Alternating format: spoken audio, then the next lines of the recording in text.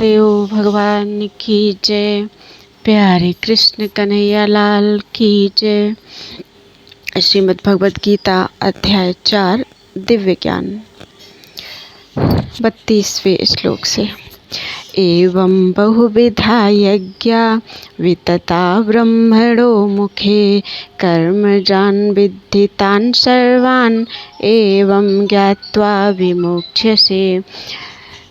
ये विभिन्न प्रकार के यज्ञ वेद सम्मत हैं और ये सभी विभिन्न प्रकार के कर्मों से उत्पन्न हैं। इन्हें इस रूप में जानने पर तुम मुक्त हो जाओगे। तात्पर्य, जैसा कि पहले बताया जा चुका है, वेदों में कर्ता भेद के अनुसार विभिन्न प्रकार के यज्ञों का उल्लेख है। चूँकि लोग देहात्म बुद्धि में लीन हैं, अतः इन यज्ञों की व्यवस्था इस प्रकार की गई है कि मनुष्य उन्हें अपने शरीर, मन अथवा बुद्धि के अनुसार संपन्न कर सकें, किंतु देह से मुक्त होने के लिए ही इन सब का विधान है। इसी की पुष्टि यहाँ पर भगवान ने अपने श्रीमुख से की है।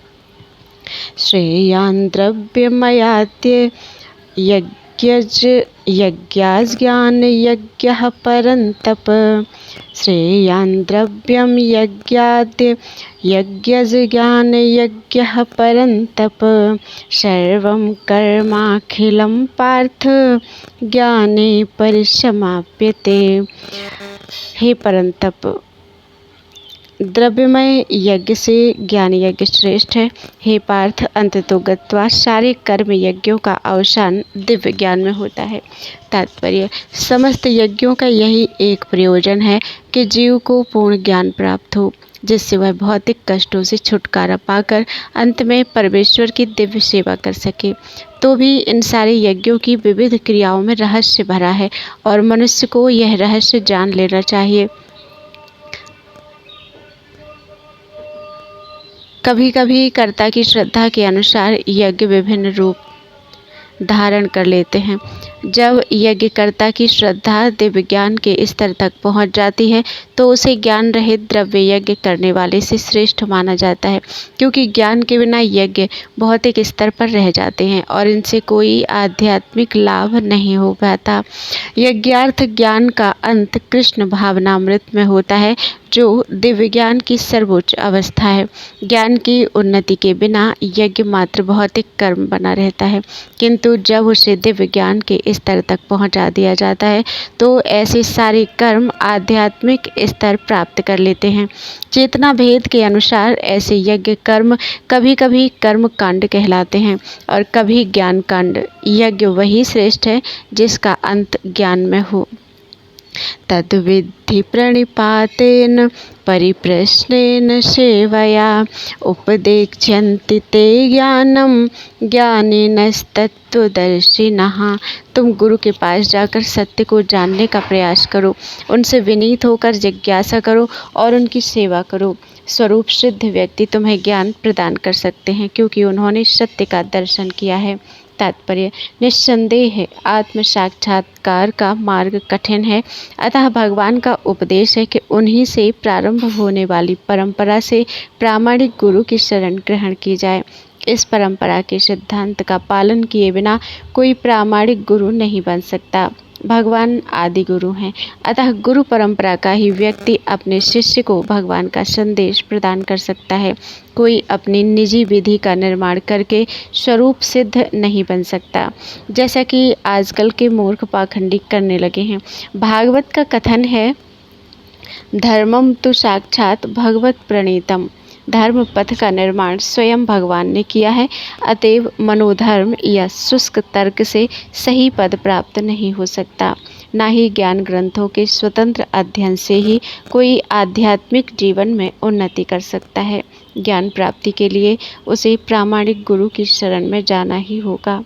ऐसे गुरु को पूर्ण समर्पण करके ही स्वीकार करना चाहिए और अहंकार रहित होकर दास की भांति गुरु की सेवा करनी चाहिए। स्वरूप सिद्ध गुरु की प्रसन्नता ही आध्यात्मिक जीवन की प्रगति का रहस्य है।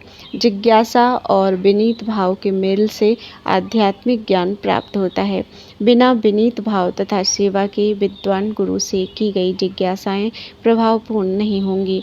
शिष्य को गुरु परीक्षा में उत्तीर्ण होना चाहिए, और जब गुरु शिष्य में वास्तविक इच्छा देखता है तो स्वतः ही शिष्य को आध्यात्मिक ज्ञान का आशीर्वाद देता है। इस श्लोक में अंधानुगमन तथा निरर्थक जिज्ञासा, इन दोनों की भर्त्सना की गई है। शिष्य न केवल गुरु से विनीत होकर सुने, अपितु विनीत भाव तथा सेवा और जिज्ञासा द्वारा गुरु से स्पष्ट ज्ञान प्राप्त करे। प्रामाणिक गुरु स्वभाव से शिष्य के प्रति दयालु होता है, अतः यदि शिष्य विनीत हो और सेवा में तत्पर रहे तो ज्ञान और जिज्ञासा का विनिमय पूर्ण हो जाता है। यश ज्ञात्वा न पुनर्मोहम् एवं यास्यसि पांडव, येन भूतान्यशेषाणि द्रक्ष्यस्यात्मन्यथो मयि। स्वरूप सिद्ध व्यक्ति से वास्तविक ज्ञान प्राप्त कर चुकने पर तुम पुनः कभी ऐसे मोह को प्राप्त नहीं होगे, क्योंकि इस ज्ञान के द्वारा तुम देख सकोगे कि सभी जीव परमात्मा के अंश स्वरूप हैं, अर्थात वे सब मेरे हैं।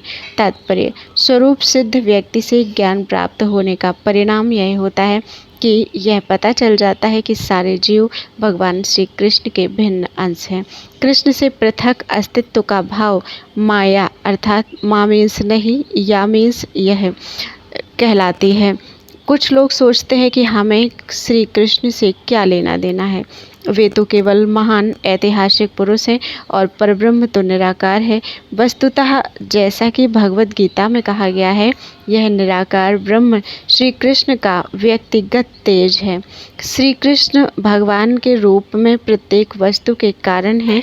ब्रह्म संहिता में स्पष्ट कहा गया है कि श्री कृष्ण श्री भगवान हैं और सभी कारणों के कारण हैं, यहाँ तक कि लाखों अवतार उनके विभिन्न विस्तार ही हैं।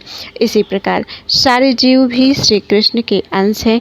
मायावादियों की यह मिथ्या धारणा है कि श्री कृष्ण अपने अनेक अंशों में अपने निजी पृथक अस्तित्व को मिटा देते हैं। यह विचार सर्वथा भौतिक है। भौतिक जगत में हमारा अनुभव है कि यदि किसी वस्तु का विखंडन किया जाए तो उसका मूल स्वरूप नष्ट हो जाता है, किंतु मायावादी यह नहीं समझ पाते कि परम का अर्थ है कि एक और एक मिलकर एक ही होता है, और एक में से एक घटाने पर भी एक बचता है। परब्रह्म का यही स्वरूप है। ब्रह्म विद्या का पर्याप्त ज्ञान न होने के कारण हम माया से आवृत हैं, इसीलिए हम अपने को श्री कृष्ण से पृथक सोचते हैं। यद्यपि हम श्री कृष्ण के भिन्न अंश हैं, किंतु तो भी हम उनसे भिन्न नहीं हैं। जीवों का शारीरिक अंतर माया है अथवा वास्तविक सत्य नहीं है। हम सभी श्री कृष्ण को प्रसन्न करने के निमित्त हैं। केवल माया के कारण ही अर्जुन ने सोचा कि उसके स्वजनों से उसका क्षणिक शारीरिक संबंध श्री कृष्ण के शाश्वत आध्यात्मिक संबंधों से अधिक महत्वपूर्ण है। गीता का संपूर्ण उपदेश इसी ओर लक्षित है कि श्री कृष्ण का नित्य दास होने के कारण जीव उनसे पृथक नहीं हो सकता। श्री कृष्ण से अपने को विलग मानना ही माया कहलाती है। परब्रह्म के भिन्न अंश के रूप में जीवों को एक विशिष्ट उद्देश्य पूरा करना होता है। उस उद्देश्य को भुलाने के कारण ही वे अनादिकाल से मानव, पशु, देवता आदि देहों में स्थित हैं। ऐसे शारीरिक अंतर भगवान की दिव्य सेवा के विस्मरण से जनित हैं, किंतु जब कोई कृष्ण भावनामृत के माध्यम से दिव्य सेवा में लग जाता है तो वह इस माया से तुरंत मुक्त हो जाता है। ऐसा ज्ञान केवल प्रामाणिक गुरु से ही प्राप्त हो सकता है, और इस तरह वह इस भ्रम को दूर कर सकता है कि जीव श्री कृष्ण के तुल्य है। पूर्ण ज्ञान तो यह है कि परमात्मा श्री कृष्ण समस्त जीवों के परम आश्रय हैं, और इस आश्रय को त्याग देने पर जीव माया द्वारा मोहित होते हैं, क्योंकि वे अपना अस्तित्व पृथक समझते हैं। इस तरह विभिन्न भौतिक पहचानों के मानदंडों के अंतर्गत वे श्री कृष्ण को भूल जाते हैं, किंतु जब ऐसे मोहग्रस्त जीव कृष्ण भावनामृत में स्थित होते हैं तो यह समझा जाता है कि वे मुक्ति पथ पर हैं, जिसकी पुष्टि भागवत में की गई है। मुक्तिर हित्वान्यथा रूपम स्वरूपेण व्यवस्थितिः।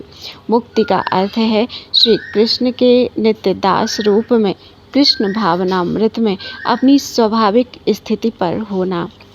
अपि चेदसि पापेभ्यः सर्वेभ्यः पापकृत्तमः सर्वं ज्ञानप्लवेनैव वृजिनं सन्तरिष्यसि।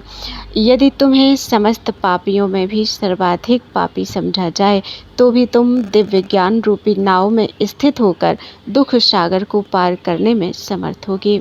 श्री कृष्ण के संबंध में अपनी स्वाभाविक स्थिति का सही सही ज्ञान इतना उत्तम होता है कि अज्ञान सागर में चलने वाले जीवन संघर्ष से मनुष्य तुरंत ऊपर उठ सकता है।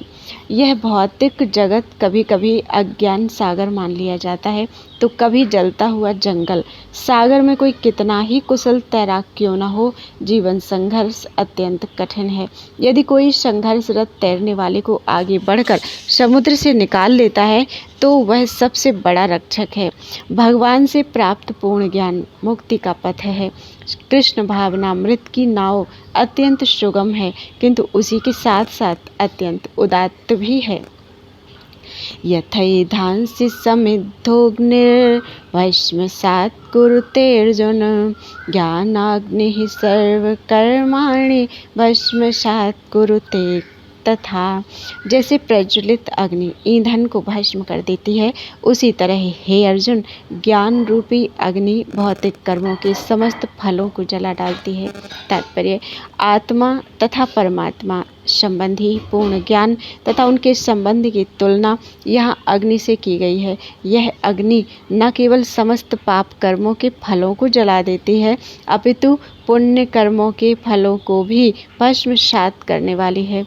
कर्मफल की कई अवस्थाएं हैं, शुभारंभ, बीज संचित आदि, किंतु जीव को स्वरूप का ज्ञान होने पर सब कुछ भस्म हो जाता है, चाहे वह पूर्ववर्ती हो या परवर्ती। वेदों में बृहदारण्यक उपनिषद में कहा गया है उभे ओहैवैस एते तरत्यमृतः साधु साधुनि। मनुष्य पाप तथा पुण्य दोनों ही प्रकार के कर्मफलों को जीत लेता है। नहि ज्ञानेन सदृशं पवित्रमिह विद्यते तत्स्वयं योग संसिद्धः कालेनात्मनि विन्दति। इस संसार में दिव्य ज्ञान के समान कुछ भी उदात्त तथा शुद्ध नहीं है। ऐसा ज्ञान समस्त योग का परिपक्व फल है। जो व्यक्ति भक्ति में सिद्ध हो जाता है वह यथा समय अपने अंतर में इस ज्ञान का आस्वादन करता है। तात्पर्य जब हम दिव्य ज्ञान की बात करते हैं तो हमारा प्रयोजन आध्यात्मिक ज्ञान से होता है। निस्संदेह दिव्य ज्ञान के समान कुछ भी उदात्त तथा शुद्ध नहीं है। अज्ञान ही हमारे बंधन का कारण है और ज्ञान हमारी मुक्ति का। यह ज्ञान भक्ति का परिपक्व फल है।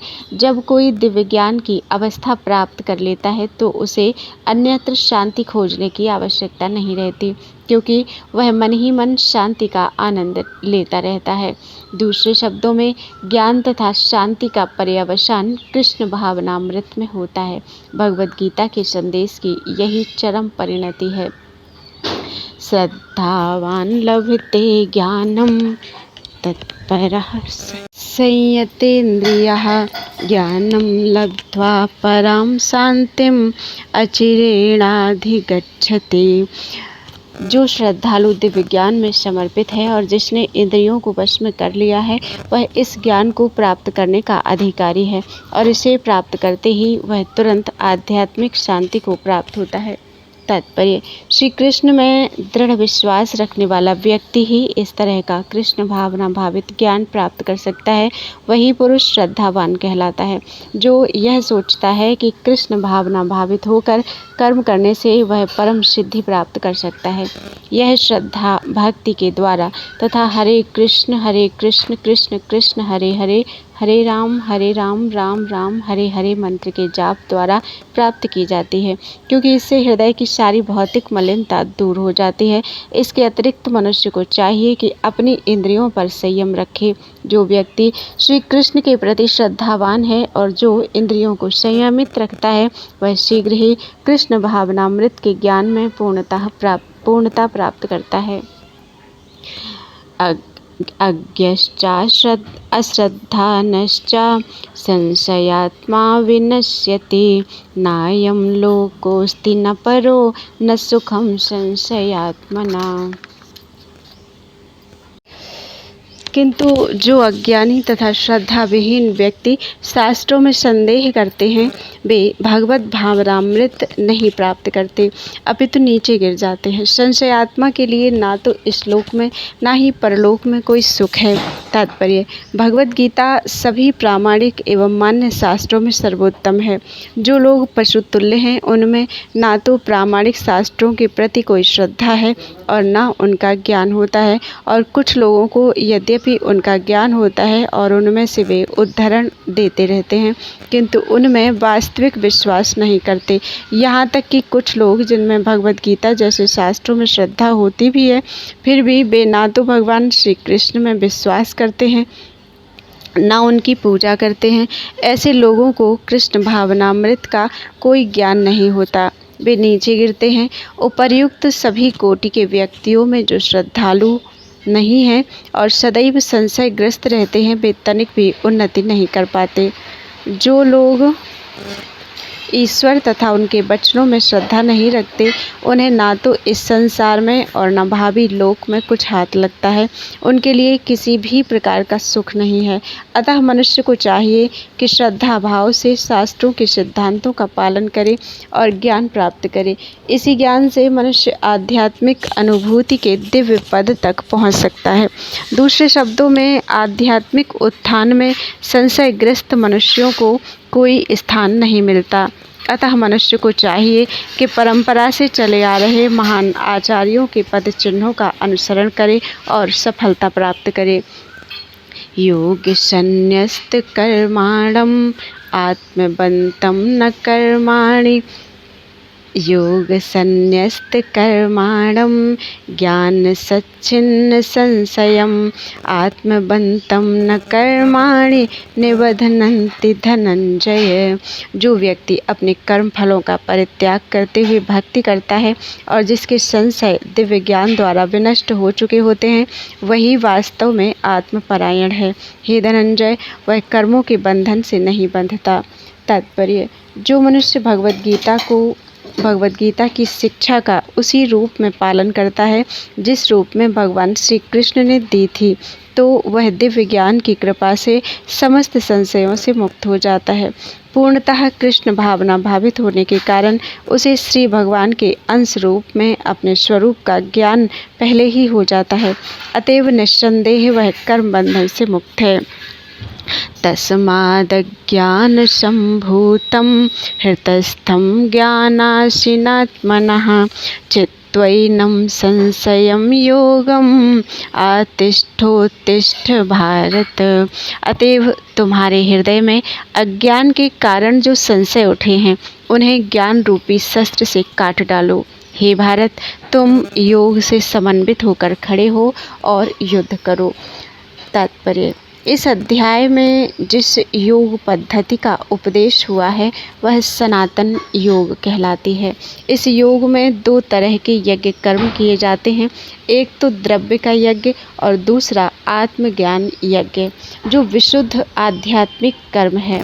यदि आत्म साक्षात्कार के लिए द्रव्य यज्ञ नहीं किया जाता तो ऐसा यज्ञ भौतिक बन जाता है, किंतु जब कोई आध्यात्मिक उद्देश्य या भक्ति से ऐसा यज्ञ करता है तो वह पूर्ण यज्ञ होता है। आध्यात्मिक क्रियाएं भी दो प्रकार की होती हैं, आत्मबोध या अपने स्वरूप को समझना तथा श्री भगवान विषयक सत्य। जो भगवत गीता के मार्ग का पालन करता है, वह ज्ञान की इन दोनों श्रेणियों को समझ सकता है। उसके लिए भगवान के अंश स्वरूप आत्मज्ञान को प्राप्त करने में कोई कठिनाई नहीं होती। ऐसा ज्ञान लाभप्रद है क्योंकि ऐसा व्यक्ति भगवान के दिव्य कार्यकलापों को समझ सकता है। इस अध्याय के प्रारंभ में स्वयं भगवान ने अपने दिव्य कार्यकलापों का वर्णन किया है। जो व्यक्ति गीता के उपदेशों को नहीं समझता, वह श्रद्धा विहीन है, और जो भगवान द्वारा उपदेश देने पर भी भगवान के सच्चिदानंद स्वरूप को नहीं समझ पाता, तो यह समझना चाहिए कि वह निपट मूर्ख है। कृष्ण भावनामृत के सिद्धांतों को स्वीकार करके अज्ञान को क्रमशः दूर किया जा सकता है। यह कृष्ण भावनामृत विविध देवी यज्ञ, ब्रह्म यज्ञ, ब्रह्मचर्य यज्ञ, गृहस्थ यज्ञ, इंद्रिय संयम यज्ञ, योग साधना यज्ञ, तपस्या यज्ञ, द्रव्य यज्ञ, स्वाध्याय यज्ञ तथा वर्णाश्रम धर्म में भाग लेकर जागृत किया जा सकता है। ये सब यज्ञ कहलाते हैं और ये सब नियमित कर्म पर आधारित हैं। किंतु इन सब कार्यकलापों के भीतर सबसे महत्वपूर्ण कारक आत्म साक्षात्कार है। जो इस उद्देश्य को खोज लेता है वही भगवद गीता का वास्तविक पाठक है। किंतु जो श्री कृष्ण को प्रमाण नहीं मानता वह नीचे गिर जाता है। अतः मनुष्य को चाहिए कि वह सेवा तथा समर्पण समेत किसी प्रामाणिक गुरु के निर्देशन में भगवद गीता या अन्य किसी शास्त्र का अध्ययन करे।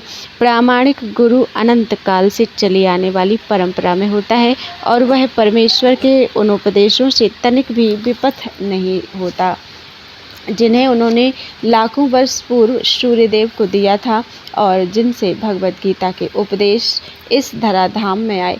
अतः गीता में ही व्यक्त भगवद गीता के पथ का अनुसरण करना चाहिए और उन लोगों से सावधान रहना चाहिए जो आत्मश्लाघा बस अन्यों को वास्तविक पथ से विपथ करते रहते हैं।